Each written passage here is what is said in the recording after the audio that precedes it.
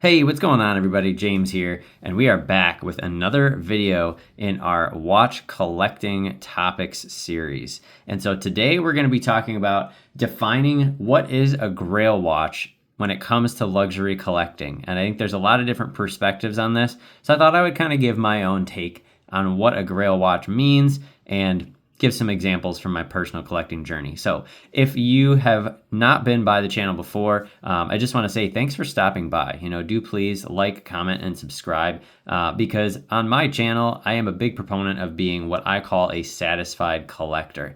I want you to get out of watches whatever it is that you want to get out of watches. And that may be different between the two of us, and that's okay. That's the beauty of the hobby, is there's room for everybody. So I want you to know and love the watches that you have so you can be a satisfied collector. So with that said, let's dive into this topic. So what is a Grail watch in luxury collecting? I've got two examples of what represented Grail watches for me along my journey over the course of time. And for me, a Grail watch is something that represents a massive accomplishment in your personal collecting journey. That might require a ton of research to even find what would qualify, a watch that would qualify as that for you. It's probably going to require, some financial saving, planning, maybe across years to be able to attain it. It's definitely not typically something that you'd be able to just go out and buy, tomorrow. It's probably going to be something that you wait a while to acquire.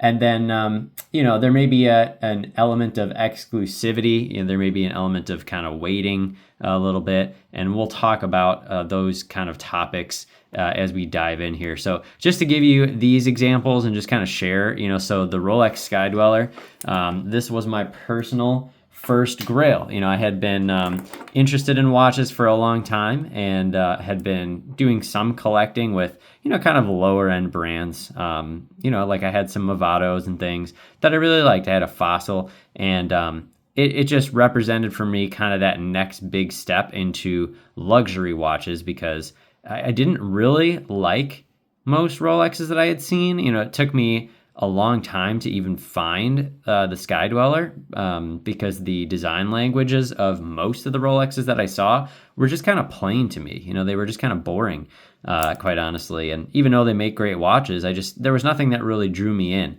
And it was actually the rose gold chocolate dial Daytona that got me to look a little bit more. And this was the watch that I landed on as being the most functional, the most practical, and really the most beautiful for me. So this was kind of my first Grail. And then if you fast forward a little bit to a few years after that, I came to this watch, the Jaeger-LeCoultre Master Ultra Thin Perpetual Enamel.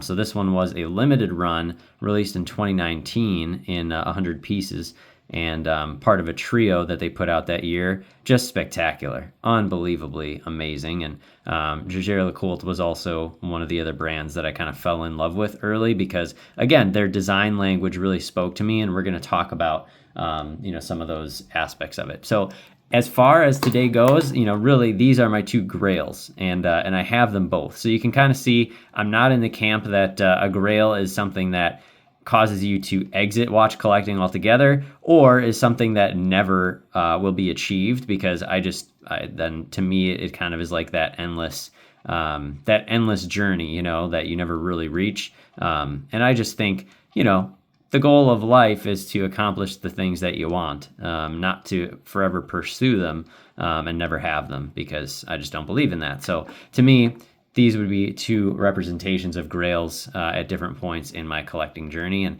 to be honest, I don't know that I've found another one yet, but I am certainly looking and exploring all the time. So with that being said, and me sharing a little bit about my personal journey, let's talk more about those criteria. So the first one that I mentioned was the design and the use case. So as far as the design goes, aesthetics is really important when it comes to watchmaking, because if you're going to love a watch, it's got to be there. And very often when I'm talking to folks about this, it's something that you'll hear them say, right? It's like, well, I'm just drawn to this piece, or I really just loved this when I first saw it. there's an element of emotion that's there, because you can have a piece that checks all the boxes. Again, you can see on some of my prior reviews and things, I've had several Omegas that really check all the boxes in terms of versatility, but they just didn't speak to me in the same way that this Rolex Sky Dweller did. And so, despite them being great watches, the aesthetics has to resonate with you. They have to.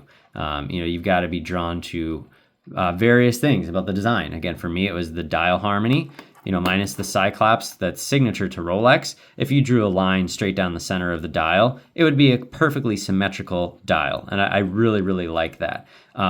There's an element of color, and it's generally subtle. I'm not like going to go and get a yellow-faced watch or anything like that, but I like some aspects of color that show up in subtle ways. So again, especially with this watch, at some angles it looks dark blue or even black, and then when you get it in the right lights, you can see the beauty of the kind of the sunray finish that Rolex does on their dials. So aesthetics is really important because it's got to resonate with you. It could be the color, it could be the material, the dial harmony, all those things. Another one is the use. So it's got to fit your lifestyle, right? Like if you work in construction and you're like, man, I'm going to go get I'll bring this one in, right? If I'm going to go get a Jaeger-LeCoultre Master Ultra Thin to go work in construction jobs, that's probably not the best bet. You'd want something a little bit more durable, a little bit more versatile, and vice versa. So the use case really has to fit when you would use that specific watch if it's going to be a Grail for you. You can't have,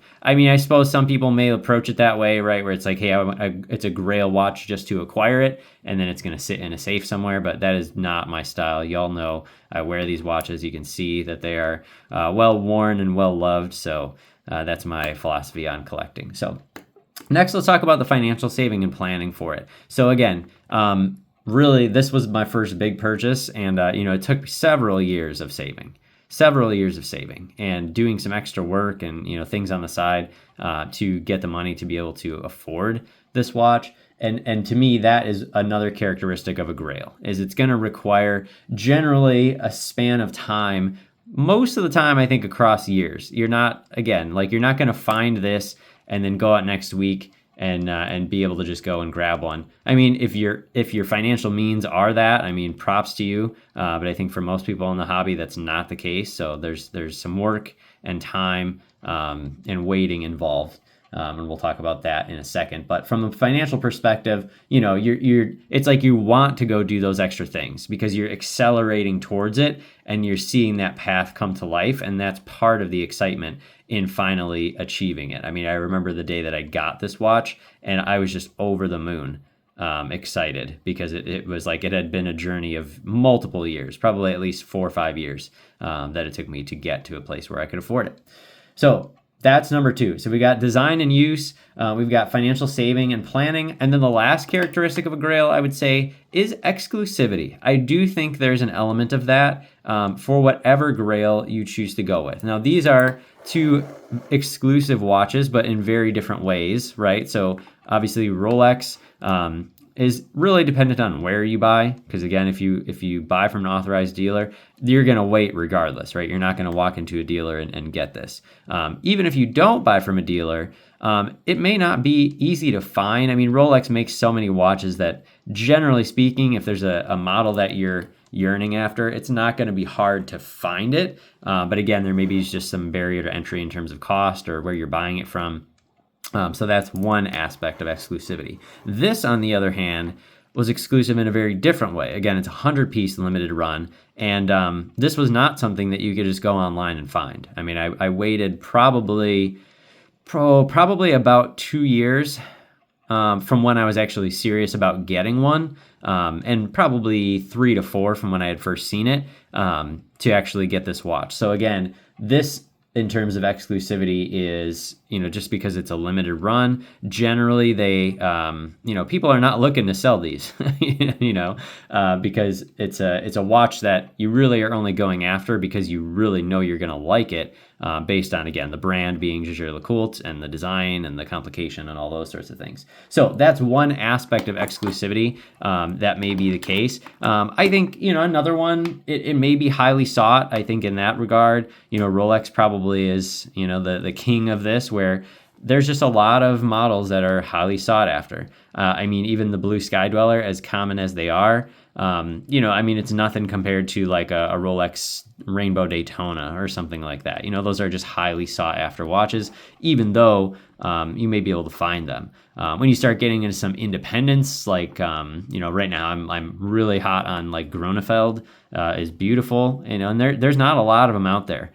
Because of how few they make, because they are highly sought. They're very well made watches, and the finishing and the design is one of the reasons that people are attracted to them. So it could be that they're highly sought, or you may have some purchase barriers in front of it. Again, typically this would be if you're buying from authorized dealers. I think of like FP Journe as an example, where there's some watches you can't even get or put your name down for, be interested in, without a purchase history, that's pretty decent. Rolex is often the same way on a smaller scale. So those are some characteristics of Grail watches. And again, that's kind of how I define what a Grail watch means. I don't think it's unachievable, because we only get to live life once, guys.